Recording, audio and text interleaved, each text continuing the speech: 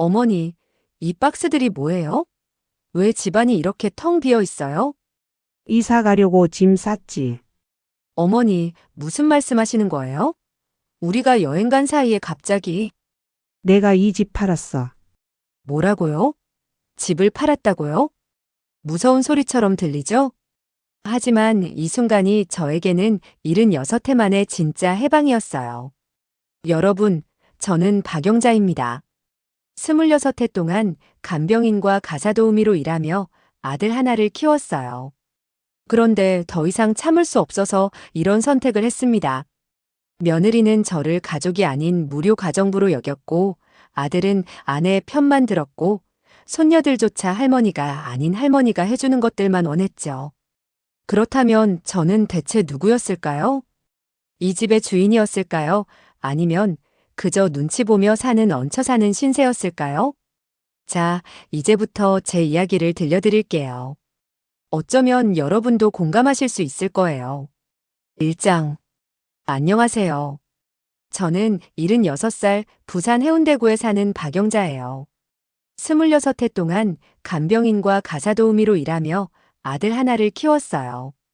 그런데 더 이상 참을 수 없어서 선택을 했어요. 사실 저도 처음엔 평범한 할머니였어요.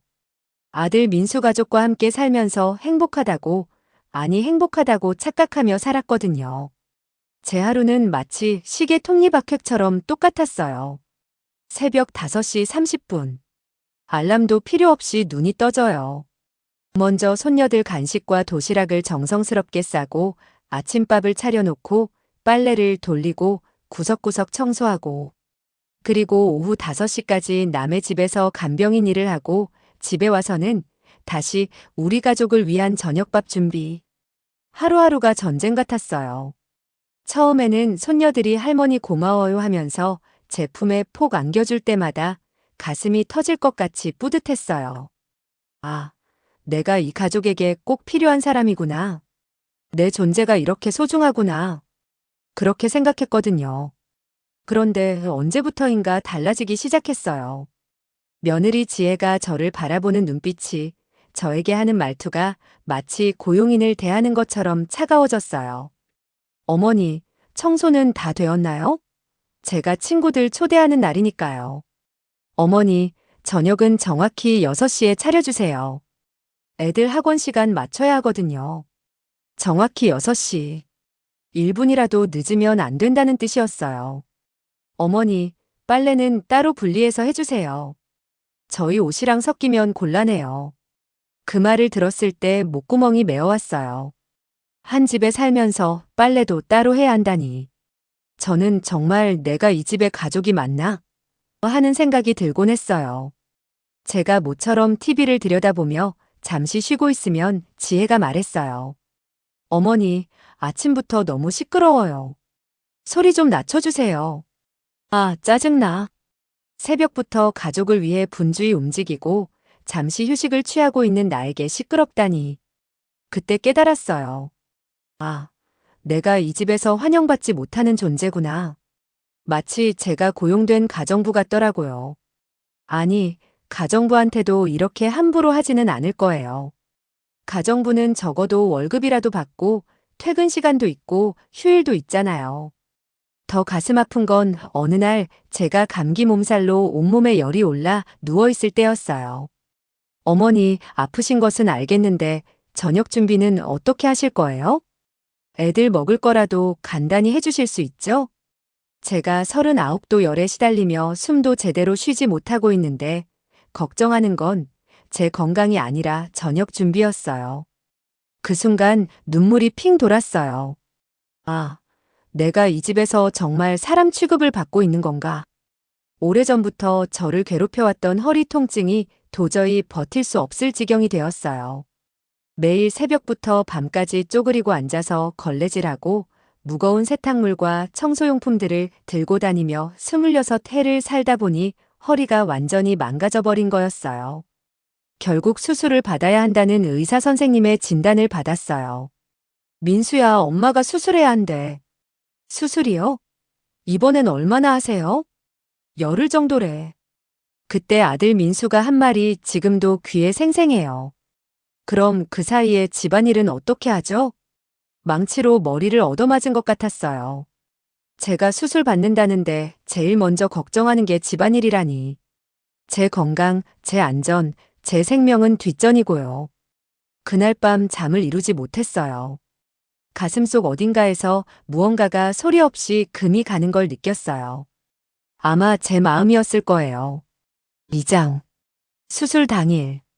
저는 혼자 부산 대병원에 갔어요. 수술복으로 갈아입고 수술실 앞에서 기다리는데 간호사가 안쓰러운 듯 물어보더라고요. 할머니, 보호자분은 안 오셨나요? 수술 후에 깨어나시면 곁에 꼭 누군가 있어야 하는데 바빠서 못 왔어요. 괜찮아요. 혼자서도 잘할 수 있어요. 그렇게 말하면서도 목이 메었어요. 76회를 살면서 가장 무서웠던 순간을 혼자 견뎌야 한다는 게. 그런데 옆 병상 할머니는 어땠는지 아세요? 수술 전날부터 아들, 며느리, 손자, 손녀까지 돌아가면서 지켜주고 수술 끝나자마자 온 가족이 달려와서 물었어요. 어머니 괜찮으세요? 많이 아프시죠? 물 드릴까요? 저는 마취에서 깨어났을 때도 텅 빈 병실에 혼자였어요. 물 한 모금 달라고 할 사람도 손 한 번 잡아줄 사람도 없었어요. 하얀 천장만 바라보며 내가 정말 이 세상에 혼자구나 하는 생각에 눈물이 뚝뚝 떨어졌어요. 퇴원할 때도 마찬가지였어요. 허리가 아파서 제대로 걷기도 힘든 몸으로 버스 타고 혼자 집에 왔는데 며느리 지혜가 현관에서 저를 맞으며 제일 먼저 한 말이 뭔지 아세요? 어머니, 수술 잘 되셨어요? 저희가 너무 바빠서 병문안도 못 갔어요. 그런데 내일부터 집안일 가능하시죠? 그 순간 가슴이 무너져 내리는 걸 느꼈어요. 허리 수술하고 온 지 하루도 안 됐는데 걱정하는 건 집안일이었어요. 지혜야, 의사가 한 달은 무리하지 말라고 했어. 그럼 한 달 동안 저희가 어떻게 해요? 간병인이라도 불러야 하나? 돈도 많이 들 텐데. 시어머니가 수술했는데 간병인 부르는 게 그렇게 아까운 돈인가요? 그 말을 들으며 아, 내가 정말 이 집에서 무료 가정부였구나 하는 걸 뼈저리게 깨달았어요. 가장 가슴 아팠던 건 며느리 지혜와 아들 민수가 나누는 대화를 우연히 들었을 때였어요. 제가 화장실에 가려다가 거실에서 나오는 소리를 들었거든요. 여보, 어머니 때문에 우리 생활이 너무 제약받는 것 같아요. 그 순간 발이 얼어붙었어요. 그래, 친구들도 마음대로 못 부르겠고, 우리끼리 외식도 눈치 보이고, 그리고 어머니가 자꾸 간섭하시잖아요. 간섭. 그게 간섭이었나요? 며느리가 늦게 낳은 손녀들 숙제 도와주고, 아픈 날 북엇국 끓여주고, 생일 때 정성껏 미역국 끓여주는 게 간섭이었나요? 좀 그렇긴 하지. 그럼 어떻게 하지? 솔직히 어머니 없으면 우리가 훨씬 자유로울 텐데요. 요양원은 어떨까요? 요즘 좋은 곳 많다던데. 벽에 기대지 않으면 쓰러질 것 같았어요. 제가 있으면 자유롭지 못하다는 얘기였죠. 20년 동안 이 가족을 위해 제 모든 걸 바쳤는데 저는 그들의 자유를 방해하는 짐이었던 거예요. 사실 요즘 제가 몸이 여기저기 아파서 병원을 자주 다니게 되었어요. 그래서 아들 내외에게는 부담스러운 존재가 되어버린 것 같았어요. 그날 밤 잠을 이루지 못하고 천장만 바라봤어요. 가슴속에서 무언가가 완전히 부서지는 소리가 들렸어요. 20년 동안 쌓아 올렸던 제 자리, 제 존재, 제 가치가 한순간에 무너져 내렸어요. 3장. 바로 그 다음 주였어요. 아들 민수가 밝은 표정으로 말하더라고요. 엄마, 우리 이번에 제주도 여행 가려고 해요. 4박 5일 정도요. 마지막 희망을 품고 물어봤어요. 나도 같이 가는 거니? 엄마는 집에서 편히 쉬세요. 저희끼리 가족 여행하려고요. 가족 여행. 그 두 단어가 가슴에 비수처럼 꽂혔어요. 그럼 저는 가족이 아닌 건가요? 20년 동안 함께 살면서도 저는 가족이 아니었던 건가요? 손녀들이 신나서 말했어요. 할머니, 우리 제주도 가요. 바다도 보고 맛있는 것도 먹고요. 할머니는 집에서 편히 쉬세요. 아이들조차 제가 함께 가지 않는 게 당연하다는 듯이 말했어요. 그 순간 뭔가 딱 소리를 내며 부러지는 걸 느꼈어요. 아마 제 마음이었을 거예요. 그날 밤 혼자 방에 앉아서 생각했어요. 좋아. 가정부 취급하면서 요양원 보내려고. 가족 여행에서도 제외시키고. 그럼 내가 먼저 이 집을 떠나주지. 아들 가족이 제주도로 떠나는 그날, 현관문 너머로 사라져가는 그들의 뒷모습을 바라보며 저는 마음속으로 조용히 다짐했어요. 이제 됐어. 충분히 참았어. 76해 동안 나는 누군가의 엄마로, 누군가의 할머니로, 누군가를 위해서만 살아왔잖아. 이제는 정말 박영자로 살아보자. 내가 하고 싶은 것, 내가 원하는 대로. 아들 가족이 제주도로 떠난 그날, 집안이 텅 비어 있는 걸 느끼면서 제가 얼마나 이 집에서 외톨이였는지 뼈저리게 깨달았어요. 냉장고를 열어보니 제가 좋아하는 음식은 하나도 없었어요. 온통 아이들이 좋아하는 요거트, 과일, 음료수뿐이었어요. 제 방을 둘러보니 정말 초라했어요.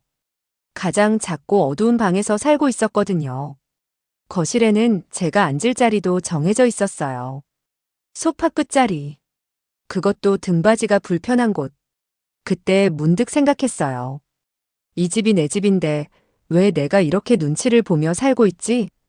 이 집은 제가 26해 동안 간병인과 가사도우미로 일해서 번 돈으로 산 집이에요. 남편이 교통사고로 돌아가시고 나서 혼자 아들을 키우면서 남의 집 청소하고 환자 돌보면서 한 푼 두 푼 모아서 산 집이라고요. 그런데 아들이 결혼하고 며느리가 들어오면서부터는 마치 제가 얹혀 사는 신세가 되어버렸어요. 며느리 지혜가 했던 말들이 머릿속에서 맴돌았어요. 어머니, 청소는 매일 해주세요. 어머니, 저녁은 정확히 6시에 차려주세요. 어머니, 빨래는 어머니 빨래와 따로 해주세요. 마치 제가 고용된 가정부 같았어요. 아니, 가정부보다도 못한 대우였죠. 가정부는 적어도 월급이라도 받잖아요. 그리고 결심했어요. 그래, 가정부 취급하면서 이제 몸이 조금씩 아파오니까 요양원 보내려고. 그럼 내가 먼저 독립해버리지. 둘째 날 아침 저는 용기를 내서 부동산에 직접 갔어요. 손이 떨렸지만 마음은 확고했어요. 저기요, 집을 팔고 싶은데요. 어떤 집이신가요? 29평 아파트요. 금매로 내놓고 싶어요. 부동산 사장님이 놀라면서도 친절하게 대해주었어요. 할머니, 가족분들은 아시나요? 그 순간 가슴이 두근거렸어요. 하지만 저는 당당하게 대답했어요. 제 집이에요. 제가 알아서 해요. 76해를 살면서 이렇게 큰 결정을 혼자 내려본 적이 없었거든요. 하지만 이상하게 후련하더라고요. 이제 진짜 내 인생을 살아보자 하는 생각이 들었어요. 사장. 다행히 부동산에 내놓은 지 사흘째 되는 날 매수자가 나타났어요. 30대 맞벌이 부부였는데 이 집을 정말 좋아하더라고요. 할머니, 이 집에서 행복하게 사셨죠? 저희도 여기서 행복하게 살게요. 그 말을 들으니까 마음이 좀 아프기도 했어요. 행복했나? 글쎄요. 처음에는 행복했을지도 모르겠어요. 아들이 결혼해서 손녀들과 함께 살 수 있어서 좋았으니까요. 하지만 언제부터인가 이 집에서의 제자리는 점점 작아져만 갔어요. 네. 행복하게 사세요. 계약금을 받고 일주일 후에 잔금을 치르기로 했어요. 젊은 부부는 제가 변심할까봐 잔금을 급히 서두르는 듯 했어요. 하지만 전 미련이 없었어요. 그리고 저는 혼자서 조용히 이사 준비를 시작했어요. 제 친구 순자한테 전화했어요. 순자야, 나 울진으로 이사 갈 거야. 어머, 갑자기? 아들 내외는? 그냥 혼자 살아보려고. 영자야, 무슨 일 있었니? 순자는 제 오랜 친구라서 제 마음을 금방 알아챘어요. 그래서 다 털어놨어요. 그동안 어떻게 살았는지, 얼마나 서러웠는지. 그리고 이번에 왜 이런 결정을 내렸는지 말이에요. 잘했어, 영자야. 진작 그랬어야지. 울진에 내 사촌 언니가 살거든. 거기 바다 근처에 조그만 집들이 많아. 내가 알아볼게. 순자가 도와주겠다고 하니까 마음이 든든했어요. 그리고 울진 죽변항 근처로 이사 갈 생각을 하니까 설레기도 했어요. 바다 소리 들으며 아침같이 산책하고 아무도 눈치 보지 않고 제가 하고 싶은 대로 살 수 있을 것 같아서요. 며칠 동안 저는 조용히 짐을 쌌어요. 제 물건들은 생각보다 많지 않았어요. 옛날 가구 몇 개와 박스 5개가 전부였어요. 20년 동안 이 집에서 살았는데 정말 제 것은 별로 없었어요. 다 가족들 물건뿐이었거든요. 옷장을 열어봤어요. 제 옷은 겨우 몇 벌뿐이었어요. 그것도 다 낡고 색이 바랜 것들. 반면 며느리와 손녀들 옷은 옷장 대부분을 차지하고 있었어요. 그제야 깨달았어요. 그동안 저는 저를 위해서는 아무것도 사지 않았구나. 모든 돈을 가족들을 위해서만 썼구나. 서랍을 열어보니 옛날 통장이 나왔어요. 26해 동안 한 푼 두 푼 모아서 이 집을 샀던 그 통장. 그 통장을 보니 눈물이 났어요. 얼마나 힘들게 모았는지. 한여름에도 땀 흘리며 일하고 한겨울에도 추위를 견디며 일했던 그 세월이. 그런데 이 집에서 제 대접은 무엇이었나요? 거실 소파 끝자리, 가장 작고 어두운 방, 따로 빨아야 하는 빨래. 제가 주인인 집에서 저는 가장 보잘것없는 존재였어요. 넷째 날 아침 아들 가족이 여행해서 돌아온다는 연락이 왔어요. 저는 마지막으로 집안을 정리했어요. 제 물건들은 이미 다 박스에 담아놨고 이사짐 센터도 불러놨어요. 거실에 앉아서 기다렸어요. 가슴이 두근거렸지만 마음은 이미 정해져 있었어요. 이제 진짜 내 인생을 시작할 시간이야. 현관문 열리는 소리가 들렸어요. 오장. 드디어 민수 가족이 집에 돌아왔어요. 현관문을 열고 들어오면서 아이들이 소리쳤어요. 할머니, 우리 왔어요. 여행이 엄청 재미있었어요. 손녀들은 여전히 신나 있었어요. 그런데 거실로 들어오더니 집 안 분위기가 뭔가 다르다는 걸 눈치챘나 봐요. 며느리 지혜가 먼저 입을 열더라고요. 여행 가방을 끌면서 두리번거리더니 이상하다는 표정을 지었어요. 어머니, 이 박스들이 뭐예요? 바로 그때였어요. 제가 기다리던 순간이. 이사 가려고 짐 쌌지. 이사요? 어디로요? 울진으로. 내일 아침에 이사차 와. 아들 민수와 며느리 지혜의 얼굴이 창백해졌어요. 어머니, 무슨 말씀하시는 거예요? 저희 여행 간 사이에 갑자기. 무슨 말씀이라니? 내가 이 집 팔았어. 뭐라고요? 집을 팔았다고요? 민수가 충격을 받은 듯 소파에 주저앉았어요. 지혜가 다급하게 말했어요. 어머니, 저희 어떻게 하라고요? 그때 저는 26해 동안 쌓인 모든 감정을 쏟아냈어요. 너희야 알아서 하지. 그동안 나한테 한 것처럼 말이야. 엄마, 그럼 저희는 어떻게 하라고요? 갑자기 이사를 어떻게 해? 너희도 독립적인 생활하고 싶다고 했잖아. 이제 진짜 독립할 수 있게 된 거야. 지혜가 화가 나서 말하더라고요. 저희가 언제 나가라고 했어요? 안 했어. 그럼 요양원 보내려고 한 건 뭐야? 나한테 청소 매일 하라고, 빨래 따로 하라고, 저녁 6시 정각에 차리라고 한 것도 잊었어? 그제서야 둘 다 할 말이 없어지더라고요. 자기들이 그동안 제게 어떻게 했는지 기억났나 봐요. 제가 계속 말했어요. 그리고 말이야, 이 집은 내가 26해 동안 간병인해서 번 돈으로 산 집이야. 내가 혼자 민수 키우면서 매달 적금 넣고 용돈도 아끼고 옷도 안 사입고 모은 돈으로 말이야. 너희는 그냥 들어와서 살기만 했지. 전기세, 가스비, 관리비 한 번이라도 낸 적 있어? 지혜가 머뭇거리더라고요. 그건 어머니께서 안 받으신다고. 내가 안 받는다고 했어? 언제? 너희가 돈 얘기하는 것 자체를 싫어해서 내가 그냥 포기한 거지. 다 실이었어요. 결혼 초기에 제가 생활비 분담에 대해 이야기했을 때 지혜가 어머니, 그런 계산적인 얘기는 좀 하면서 불쾌했거든요. 그래서 저도 더 이상 말하지 않았던 거예요. 그리고 내가 매일 새벽부터 밤까지 너희 뒷바라지 하는 것도 당연하다고 생각했지. 청소, 빨래, 요리, 아이들 돌보기. 이거 다 돈으로 계산하면 얼마인지 알아? 민수가 작은 소리로 말했어요. 엄마, 저희도 감사하게 생각하고. 감사? 정말이니? 그럼 왜 나보고 가정부 취급했어? 그리고 요양원 이야기는 또 뭐냐? 내가 허리 수술하고 병원에 혼자 있었을 때는 너희들은 왜 그렇게 바빴니? 두 사람이 완전히 할 말을 잃었어요. 그때 제가 마지막으로 한 방 더 날렸어요. 난 내일 아침에 이사가. 그렇게 알고.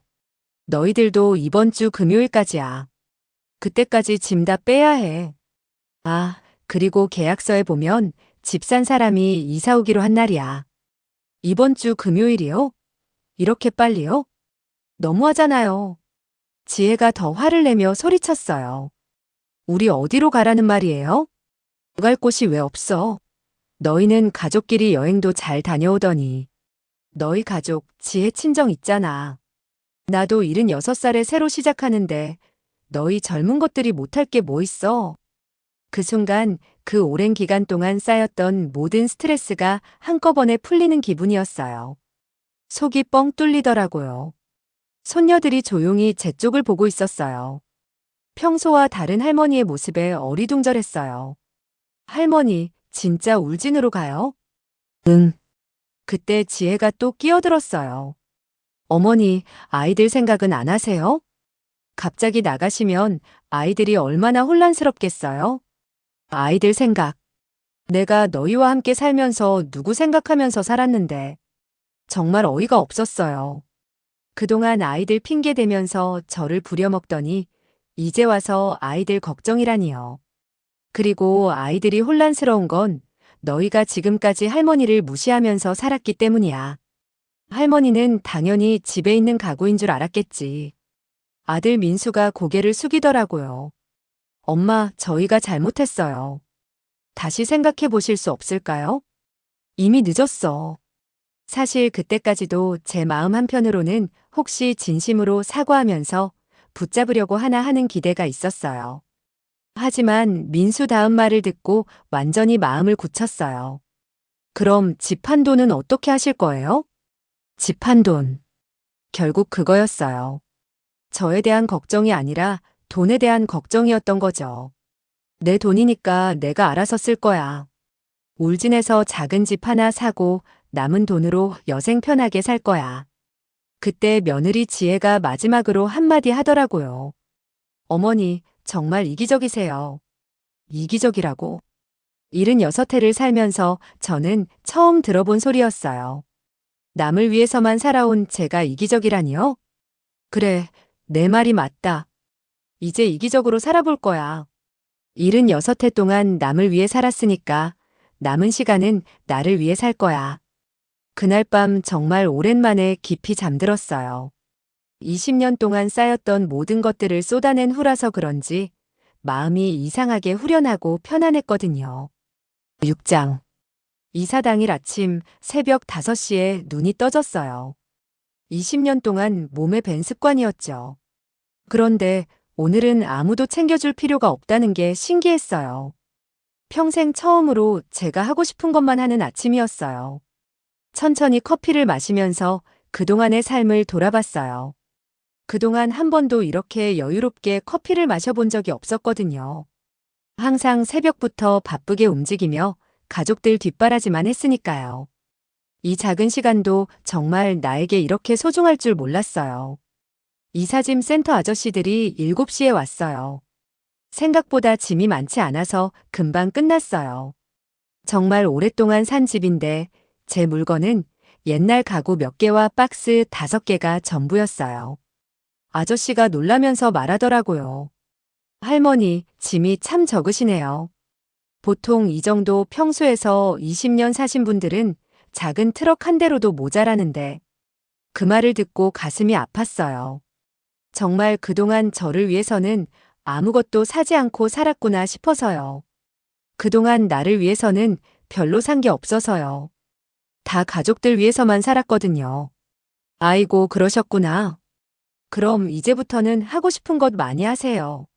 인생은 짧잖아요. 인생은 짧다. 76해를 살고 나서야 그 말의 의미를 깨달았어요. 제 인생은 정말 제 것이었던 적이 있었나 싶었어요. 아들 가족이 어색하게 서 있었어요. 어제 그 충격적인 대화 이후로 집 안 분위기가 완전히 얼어붙었거든요. 지혜는 제 눈을 제대로 보지도 못하더라고요. 엄마, 정말 가시는 거예요? 응. 연락드릴게요. 그래라. 딱 그뿐이었어요. 참 긴 세월 동안 이 아들을 위해 제 모든 걸 바쳤는데 작별 인사가 이렇게 간단할 줄이야. 그동안 제가 이 집에서 얼마나 투명한 존재였는지 다시 한번 깨달았어요. 손녀들이 울먹이면서 안아주더라고요. 할머니, 보고 싶을 거예요. 그 순간 눈물이 났어요. 이 아이들이 그리워하는 건 할머니가 아니라 할머니가 해주던 모든 것들이겠죠. 아침에 싸주던 도시락, 아플 때 끓여주던 북엇국, 숙제 도와주던 일들. 할머니도 보고 싶을 거야. 그런데 할머니는 이제 행복하게 살 거니까 너희도 행복하게 살아야 해. 정말 아이들에게만은 미안했어요. 하지만 이번만큼은 제가 먼저여야 했어요. 마지막으로 강아지 아리를 안고 차에 탔어요. 친구 손자가 함께 가겠다고 해서 정말 고마웠어요. 76해를 살면서 진짜 제 편이 되어준 건 이 친구와 강아지 아리뿐이었어요. 영자야, 괜찮아? 응, 괜찮아. 아니, 처음으로 진짜 자유로워. 차가 출발하면서 뒤를 돌아봤어요. 20년 동안 살았던 집이 점점 작아져 갔어요. 그런데 이상하게도 아쉽지 않더라고요. 오히려 드디어 그 감옥에서 벗어났구나 하는 홀가분함이 더 컸어요. 고속도로를 달리면서 창밖을 봤어요. 초록색 산들이 스쳐 지나가고 하늘은 푸르게 펼쳐져 있었어요. 순자야, 세상이 이렇게 넓었구나. 영자, 너는 너무 오랫동안 좁은 곳에 갇혀 있었어. 정말 그동안 너무 좁은 세상에서 살았던 것 같아요. 뭔가 허전한 듯 했지만 가슴이 시원했어요. 집과 일터만 오가며 오직 가족들 뒷바라지만 하며 76해를 살면서 이렇게 자유롭게 어디론가 떠나는 게 처음이었거든요. 신혼여행도 시댁 눈치 때문에 제대로 못 갔고 아들 키우느라 여행다운 여행도 못했고 친구들과 여행 한번 가자고 해도 집에 누가 있어야 하니까 하며 포기했던 것들이 생각났어요. 내가 이렇게 자유로울 수 있구나. 3시간을 달려서 울진에 도착했어요. 차에서 내리자마자 바다 냄새가 코끝을 스쳤어요. 20년 만에 맡아보는 바다 냄새였어요. 7장. 새 집은 사진보다 더 예뻤어요. 작지만 아늑하고 무엇보다 제가 주인인 집이었어요. 창문을 열면 바다가 한눈에 들어왔어요. 와, 정말 좋다. 내 집이야. 정말 내 집. 아리도 신이 났나 봐요. 집안을 이리저리 뛰어다니더라고요.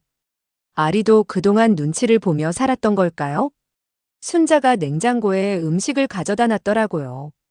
영자야, 이것저것 사왔어. 당분간은 이걸로 해결해. 고마워. 정말 너 아니었으면 어쩔 뻔했어? 무슨 소리야? 50년 친구가 이런 걸로 고마워하면 안 되지. 50년.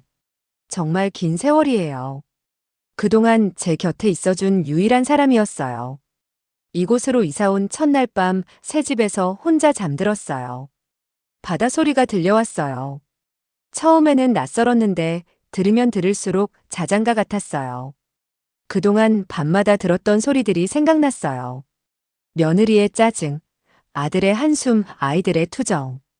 그런 소리들 대신 이제는 이런 평화로운 소리를 들으며 잠들 수 있다니. 다음 날 아침 일찍 일어나서 바닷가로 나갔어요. 아리와 함께 첫 산책이었어요. 난생 처음 보는 바다에서 마구 뛰어다니는 아리 모습을 보니 저도 절로 웃음이 났어요. 끝이 보이지 않는 푸른 바다를 보니까 마음도 시원해졌어요. 그동안 얼마나 갑갑한 곳에서 살았던 걸까요? 파도가 밀려왔다가 빠져나가는 걸 보면서 생각했어요. 나도 이제 새로운 파도처럼 살아보자. 산책하다가 할머니 몇 분을 만났어요. 어머, 새로 오신 분이네요. 네. 어제 이사 왔어요. 아, 그래요? 여기 살기 참 좋아요. 공기도 맑고 사람들도 친절하고.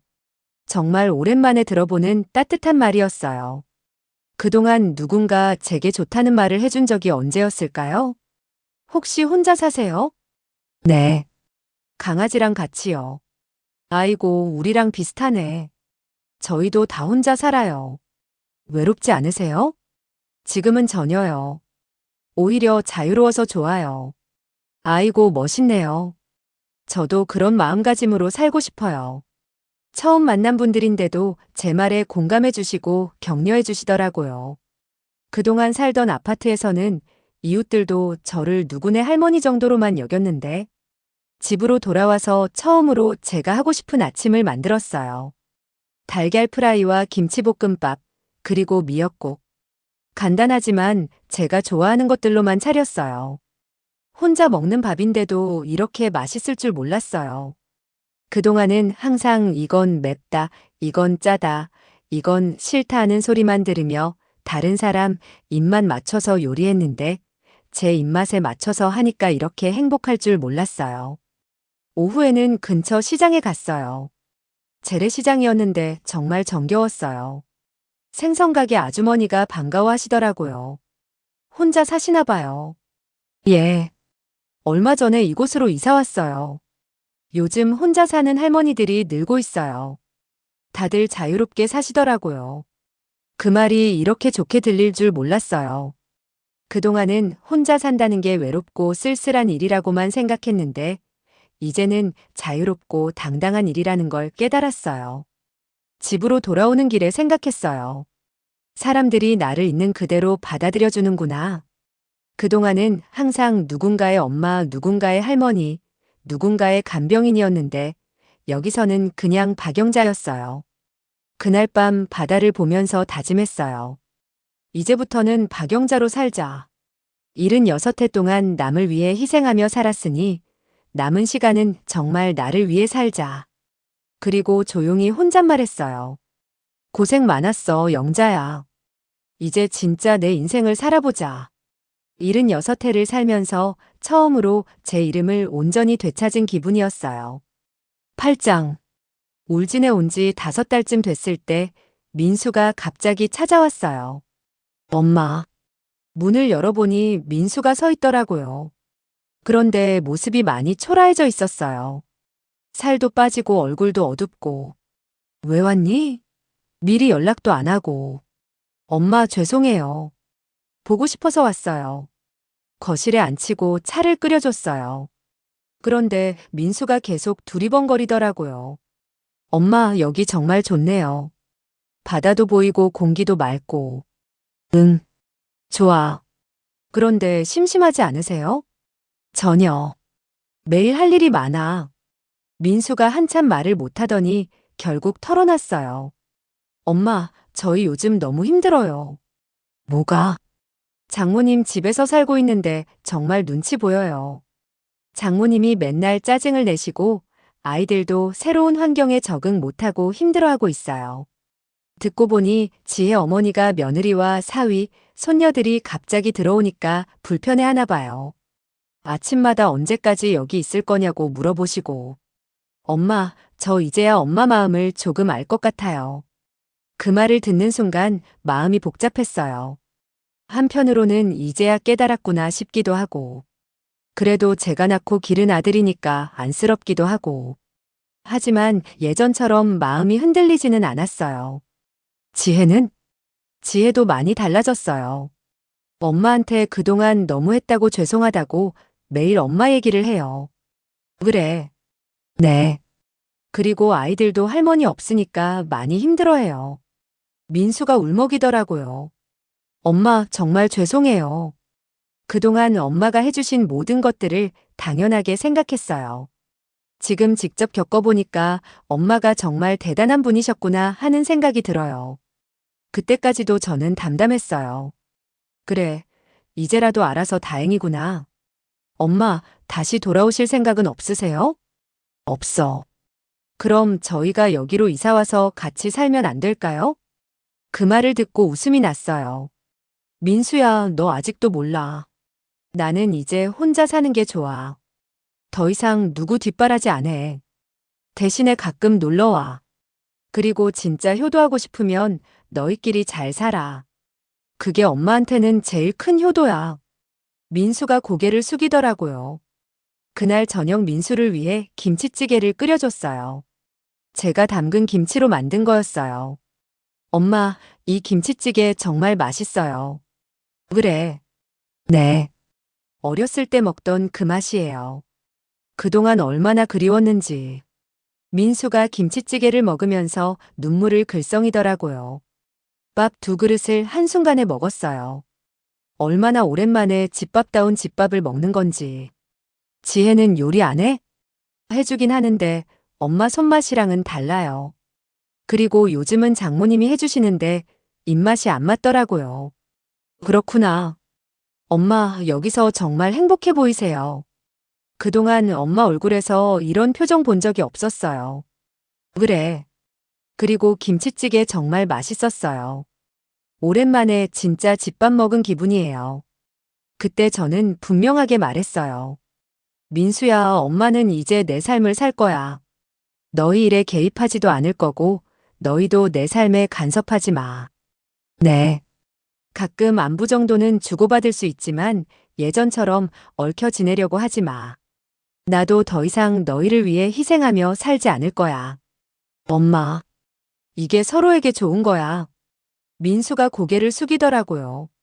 알겠어요, 엄마. 그동안 정말 죄송했어요. 사과는 행동으로 보여줘. 앞으로 너희끼리 잘 살아가는 모습을 보여주면 돼. 그렇게 선을 분명히 그었어요. 정이 있다고 해서 예전처럼 돌아갈 수는 없었거든요. 76해를 살면서 처음으로 제 이름을 온전히 되찾은 거였으니까요. 지금은 울진에 온 지 8달이 됐어요. 매일 아리와 바닷가 산책을 하고 작은 텃밭에서 채소를 기르고 이웃 할머니들과 차 마시며 수다 떨고 정말 평범하지만 행복한 일상을 보내고 있어요. 민수는 이제 일주일에 한 번씩 안부 전화를 해요. 예전과는 확실히 달라졌어요. 얼마 전에는 손녀들이 편지를 보냈어요. 할머니 보고 싶어요. 여름휴가 때 놀러 가도 돼요? 하고요. 편지를 읽으면서 마음이 복잡했어요. 아이들은 그리웠지만 예전처럼 돌아갈 수는 없었거든요. 그래서 이렇게 답장했어요. 할머니도 보고 싶어. 하지만 놀러 오는 거라면 하루 정도만 와. 그리고 엄마 아빠가 함께 와야 해. 아마 며느리가 여름휴가 때 아이들을 맡기려고 했나 봐요. 하지만 저는 더 이상 그런 역할을 하지 않을 거예요. 손녀들이 그립긴 하지만 제 새로운 삶이 더 소중하거든요. 바다를 보면서 매일 생각해요. 이제부터는 박영자로 살자. 누구의 엄마도 누구의 할머니도 아닌 그냥 박영자로. 여러분, 혹시 비슷한 경험이 있으시거나 용기가 필요한 순간이 있으시다면 주저하지 말고 댓글로 이야기해 주세요. 우리 서로 응원해 주어요. 혹시 비슷한 상황에 계신 분들이라면 우리 함께 용기를 내어 보아요. 인생은 정말 짧아요. 남을 위해서만 살기에는 말이에요. 진짜 중요한 건 내가 행복한지, 내가 원하는 삶을 살고 있는지예요. 지금 이 순간이 여러분 인생의 새로운 시작점이 될 수 있어요. 오늘도 제 이야기를 끝까지 들어주셔서 고마워요. 여러분 모두 행복하세요. 그럼 다음 이야기에서 또 만나요. 안녕히 계세요.